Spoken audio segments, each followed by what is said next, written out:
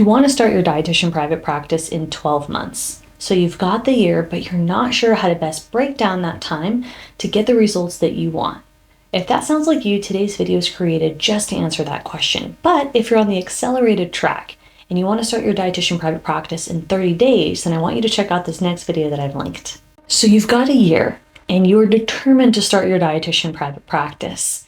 Now, throughout this time, you are on the slower track because you have a full year for whatever reason. Now, you're not in a rush, which might be nice for your stress and anxiety, but you don't want to get so laid back that you end up not reaching your goals for starting your dietitian private practice in 12 months. The first thing you need to do is set time in your schedule. Set reoccurring time in your schedule to get started. Ask yourself, what do I want to achieve in 12 months from now? Even write it down. That's a powerful exercise. Now, if your goal is to just set things up, let's say you want to have your electronic medical record set up to take clients and you want to have a basic marketing strategy, I want you to write down what you want those things to look like so that you can feel satisfied checking off your list at the end of the 12 months. You do not need an aggressive financial goal to start your private practice, so you don't have to make a certain dollar amount to feel like you've achieved success. Getting started looks different for many of us. You will need to have legal checked off of your to-do list. So that means you are going to register your business entity. You might need to look at legal paperwork, legal documentation, such as a contract. Now, we do have a team lawyer that we recommend. So if you go to dietitianboss.com under the resources tab, we also have it listed in the video description below. You can get access to some templates and contracts from the lawyer that we recommend to get yourself started. You're also going to want to think about your offer. Do you want to sell something on the internet,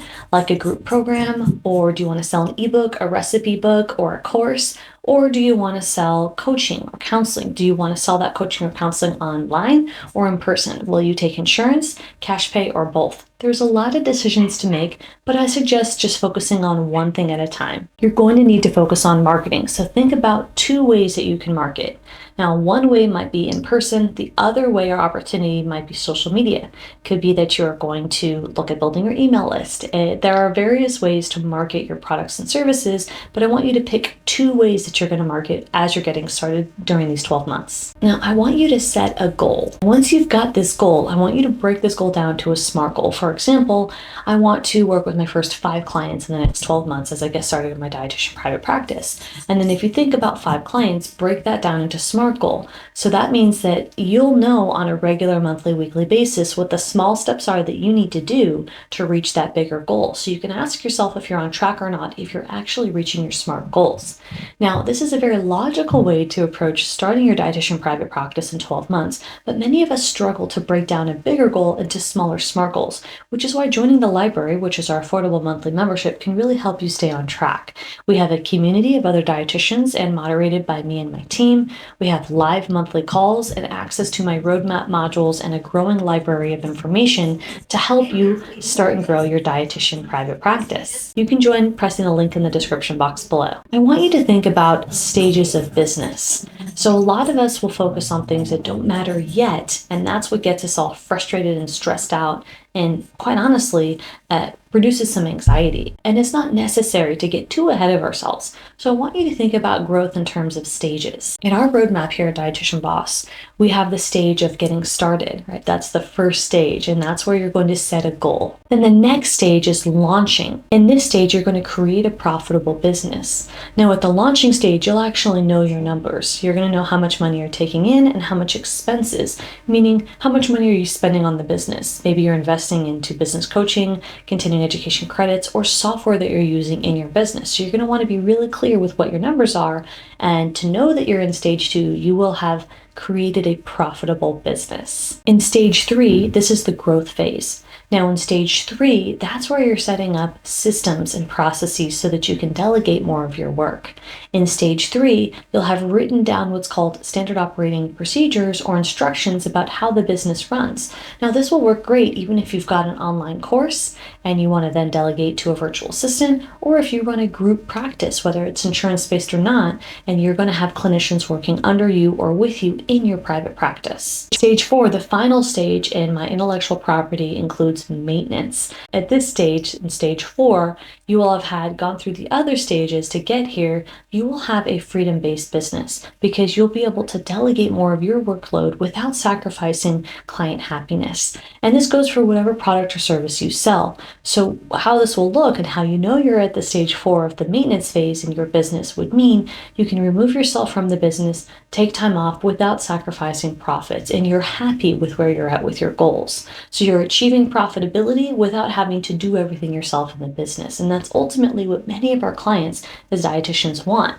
And remember, you can achieve stage 4, but you have to start with stage 1. You have to start with a goal and a plan to then reach a profit, to then set up your systems and processes, to then give yourself an opportunity to learn how to delegate in your business so that you can free yourself up of the time that you want to create that flexible life and also be able to provide valuable nutrition education and information to your clients. Here's a sample schedule because you might be thinking 12 months is a long time and you don't want to lose sight of what to do during these 12 months. So in month 1, I want you to focus on legal. That means liability insurance and legal entity. Remember that if you need any contracts or you have any questions, you can reach out to our team lawyer who's listed in the description of this video below. You're also going to work on your mindset in month 1, and you're going to have somewhat of a plan. Now, we have business plans inside the library, but you can absolutely create your own. You don't need a fancy template. Just start by writing what your goal is, break that down into smaller goals. Think about what you're selling, how you want to price what you're selling, how you're going to market your products and services,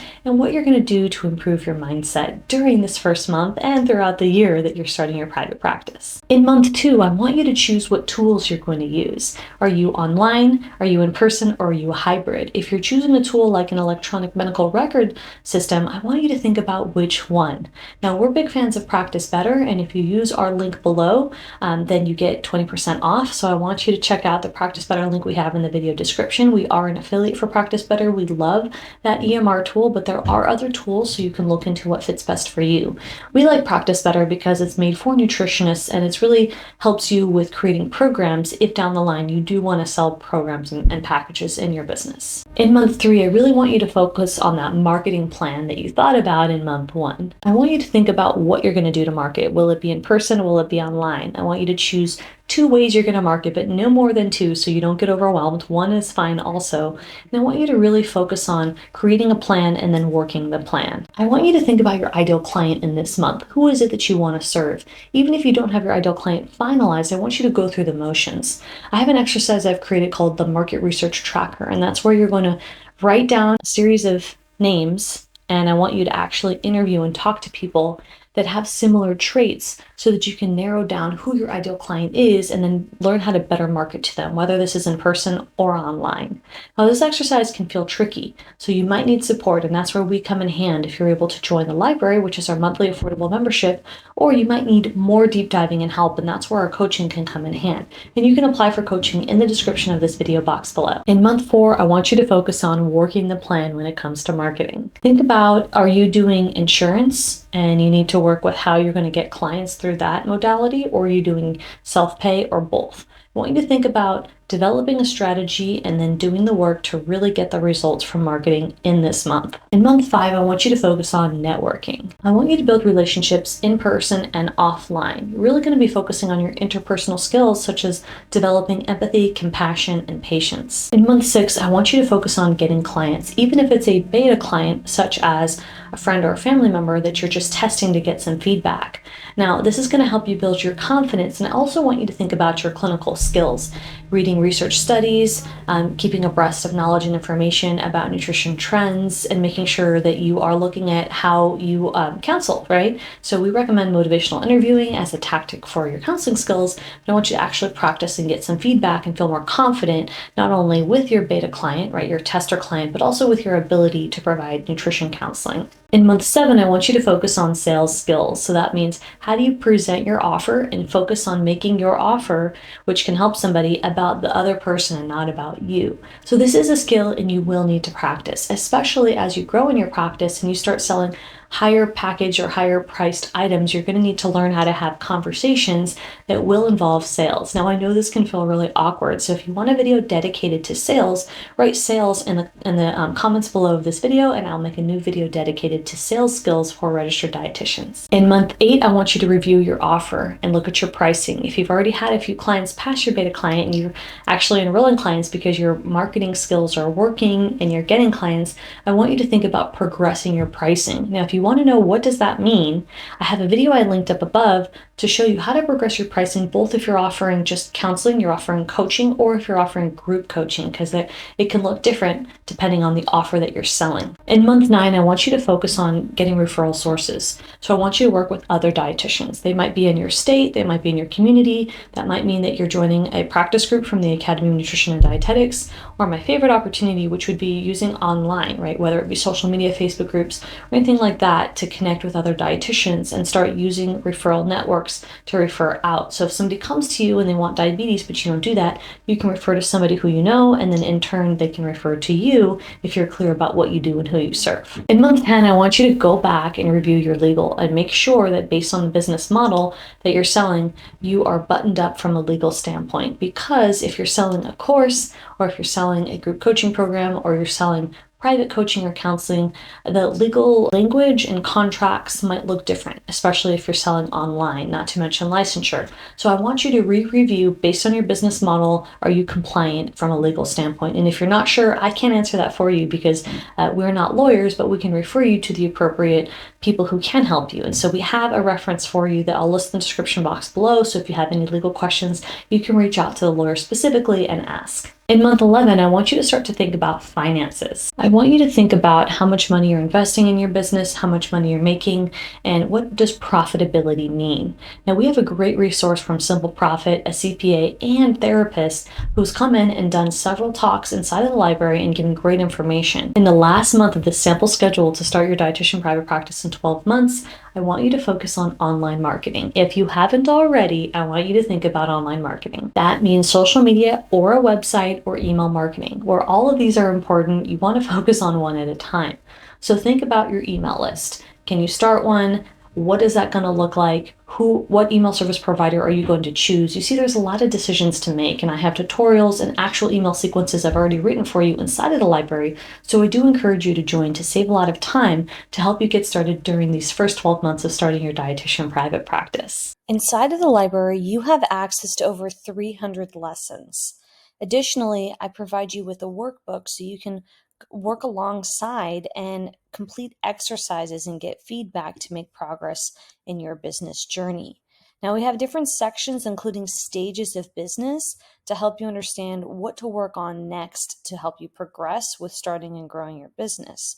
We also have guest lectures, live call recordings, and resources such as templates where we've written words for you for social media and email marketing to speed up your process.